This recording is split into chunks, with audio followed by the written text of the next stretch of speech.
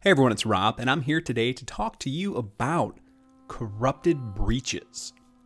Now, if you've ever seen in general chat or faction chat, people talking about portal runs, portal trains, choo-choos, things of that nature, this is what they're talking about.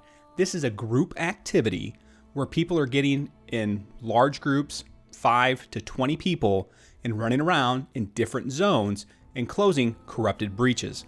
Now, there is a method to this madness, and if the Zerg sticks together, this can be super efficient.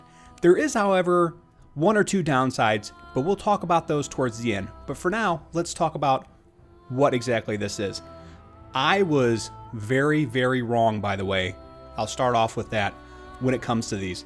When I was doing these activities in beta, we were doing it with like smaller 5-man groups, and these weren't very efficient as far as leveling is concerned. However, right now, with the curve of where people are on their leveling journey, these areas are so prolific with individuals that these breaches are falling in under 30 seconds to a minute, and makes this extremely efficient for earning experience.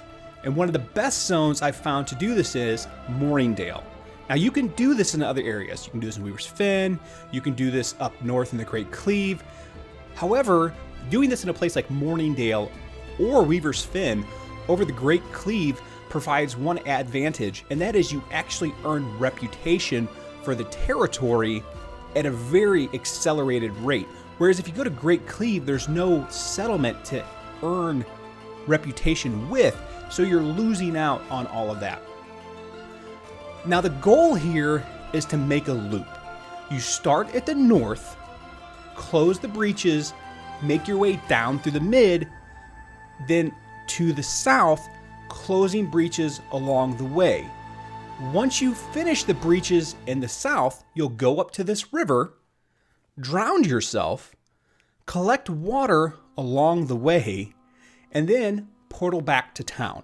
From here, you'll want to quick travel to the north, to the fast travel temple that's there, and then make the loop again. By the time that you've gone all the way from north to south, the corrupted breaches in the north should be opening again. So this can be an endless loop, and that makes this the train.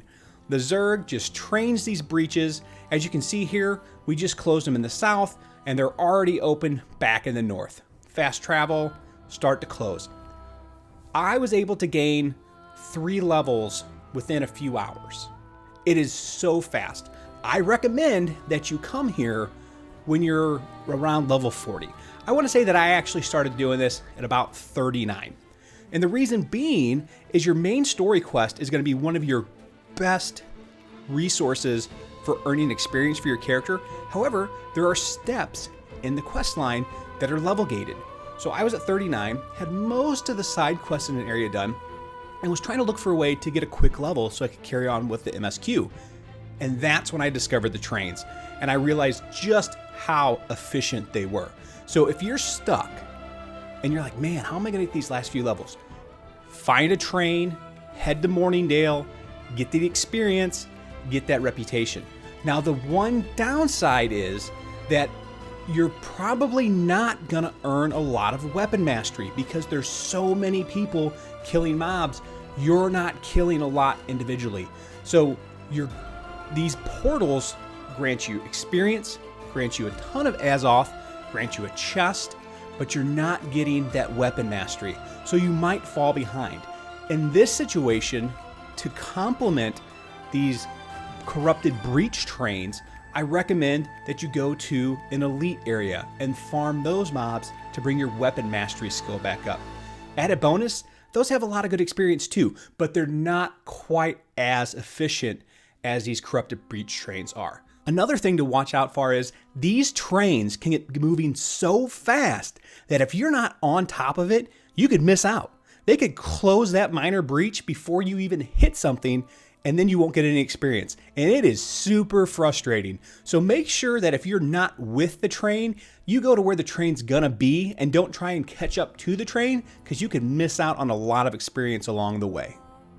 So I hope that helps those of you who aren't quite familiar with what's going on. You see these in general chat, you see these in faction chat.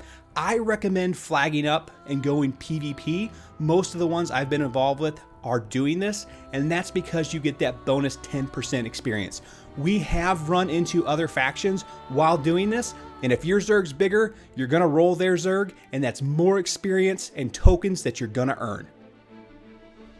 I'm Rob. I hope this video helped you. If you enjoyed it, make sure to hit that like button, consider subscribing, and I'll see you in Eternum.